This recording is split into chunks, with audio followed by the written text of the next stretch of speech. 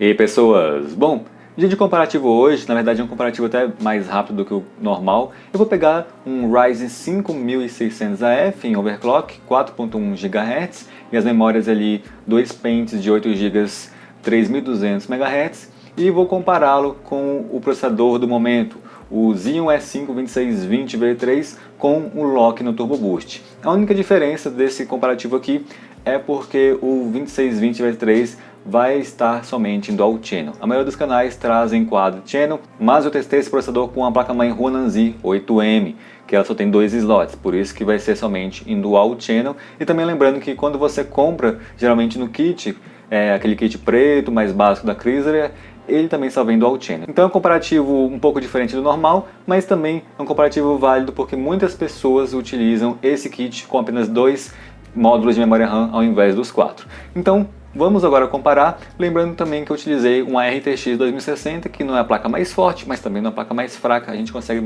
ver uma boa diferença entre esses processadores. Vamos então ao comparativo.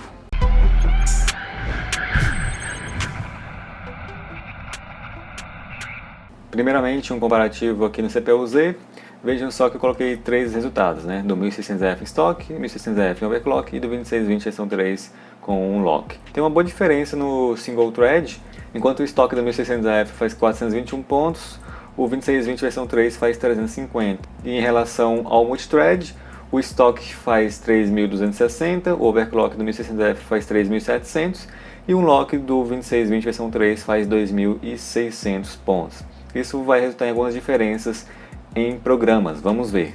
Vamos aqui aos programas, tem alguns mais pesados que outros. Um bem pesado é o Blender. Eu fiz um benchmark na Classroom e o 1600AF em overclock demorou 3 minutos para fazer esse benchmark, 3 minutos e 56 segundos, quase 14. E o 2620 versão 3 com um lock demorou 18 minutos e 40 segundos. No Premiere, que é um programa também que as pessoas utilizam muito, o 1600AF em overclock fez a renderização em 7 minutos e 30 segundos e o 2620 versão 3 com um lock demorou 11 minutos, então uma boa diferença também, assim como no Blender. Essa diferença cai no Filmora para 2 minutos, né? O 2620 versão 3 demora 14 e o 1600AF em overclock demora 12. E no MediaCoder, que é um conversor de vídeos, o 2620 versão 3 demora 3 minutos e o 1600AF demora 2 minutos. Então a diferença é de 1 minuto. E os resultados da versão do 1600AF em estoque também estão na tela para que vocês vejam. Não muda muita coisa assim em relação ao 1600AF em overclock, muda mais no Blender, tá? Partindo agora para os jogos, primeiramente com tudo no mínimo, vemos aqui o Assassin's Creed Odyssey, o 1600AF em overclock faz uma média de 99 FPS e o 2620 versão 3 com um lock faz uma média de 78 FPS. Foi até uma boa diferença no Assassin's Creed. No CS Global Offensive, como esperado, essa distância vai ficar maior ainda. O 1600AF em overclock faz uma média de 378 FPS e o 2620 versão 3, 294. Isso aqui já era esperado do Counter-Strike porque vocês sabem, né? Uma frequência bem mais alta para o lado do nosso 1600AF. Já no Far Cry New Dawn, a distância fica mais parecida com Assassin's Creed Odyssey. Enquanto o 1600AF em overclock faz uma média de 106 FPS, o 2620 versão 3 faz uma média de 85 FPS. Ainda assim, uma boa diferença, né? No Forza Horizon essa diferença volta a ser bem demonstrada, enquanto o 1600AF faz uma média de 137 FPS, o 2620 versão 3 faz uma média de 98 FPS. O Forza também gosta até de processadores com frequências altas, então também era esperado.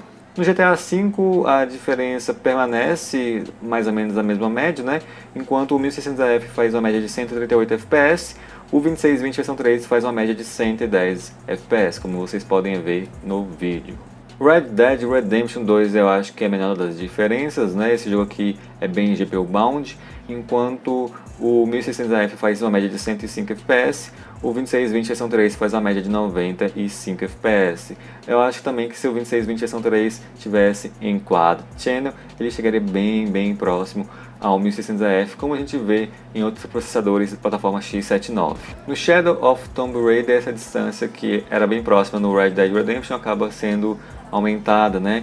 A mesma média de FPS teve o 1600AF, então fez uma média de 105 FPS, só que o 2620 versão 3 não conseguiu ficar tão parecido assim, ficou com a média de 82 FPS no final, como vocês podem ver no vídeo. E o último dos jogos O The Division 2, ele aqui também parece mais com Counter-Strike quando você coloca no baixo, né? Então a média de FPS aqui do 1600F foi de 161 FPS em overclock e do 2620 versão 3 foi de 117 FPS com o Unlock Turbo Boost, né? Uma boa diferença entre os processadores. Também estou deixando para vocês aí na tela o benchmark em gráficos com a diferença dos processadores e também adicionei para vocês o 1600AF em estoque, né? Para quem não quiser fazer nenhum overclock, para quem quiser só colocar ali tudo e sair jogando, vejam só a diferença que obtém os processadores, né? Fica parecido o 2620 versão 3 com o 1600AF em estoque, mas ainda assim tem uma boa diferença em certos jogos. Essa diferença é por conta de PC, é por conta de frequências mais altas e até por conta da frequência da memória que é mais alta, tá? Então, ainda assim tem uma boa diferença, só que, como eu já tinha dito, essa diferença pode ser reduzida com o Quad Channel no 2620 versão 3. O 2620 versão 3 com o Quad Channel pode ficar ali uns 5 a 7 FPS mais do que vocês estão vendo aí. Eu não posso fazer o teste agora, mas em breve eu farei. Só que eu não parei por aí, né? Também testei os jogos em uma qualidade gráfica mais alta. Então voltamos aqui ao Assassin's Creed Odyssey, enquanto o 1600AF na qualidade muito alta faz uma média de 69 FPS, o 2620 versão 3 faz uma média de 60 FPS. Veja só que a distância deles é bem reduzida e o 2620 versão 3 consegue segurar os 60 FPS com a RTX 2060, o que é bem legal. Far Cry New Dawn, a diferença fica um pouco maior para o 1600AF, né? Enquanto o 1600AF faz uma média de 84 FPS, o 2620 versão 3 faz uma média de 68 FPS. Embora tenha feito uma média maior do que o Assassin's Creed Odyssey, a diferença entre os dois vai ficar maior no Far Cry, tá? No Forza Horizon a diferença em relação ao mínimo caiu, né? Mas ainda assim você consegue ver uma boa diferença entre os dois processadores. Enquanto o 2620 versão 3 faz uma média de 96 FPS, o 1600AF em overclock faz uma média de 122 FPS. Então aqui o Forza realmente vai gostar bastante de um processador com uma frequência mais alta. No Shadow of the Tomb Raider, a distância que a gente havia conseguido antes agora abaixou bastante, né? O 1600AF em overclock faz uma média de 88 FPS e o nosso 2620 versão 3 faz uma média de 77 FPS. Ainda assim, né, tem uma distância ali de 11 FPS, quase 10% aí, até um pouco mais se você for parar para calcular. E o último jogo, voltando aqui ao The Division 2, e foi um resultado bem diferente do que eu esperava. Aqui o 2620 versão 3 ganhou do 1600AF por algum motivo, não sei, mas realmente acontece isso com a maioria dos processadores nesse jogo aqui quando você coloca uma qualidade gráfica mais alta. O 1600AF fez a média de 76 FPS e o 2620 versão 3 fez a média de 81 FPS, bem diferentão esse jogo aqui.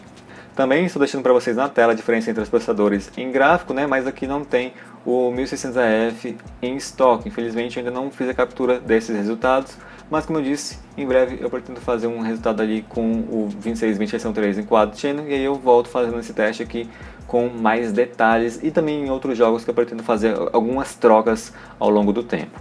E é isso aí, pessoas, esse é o resultado que eu consigo no momento.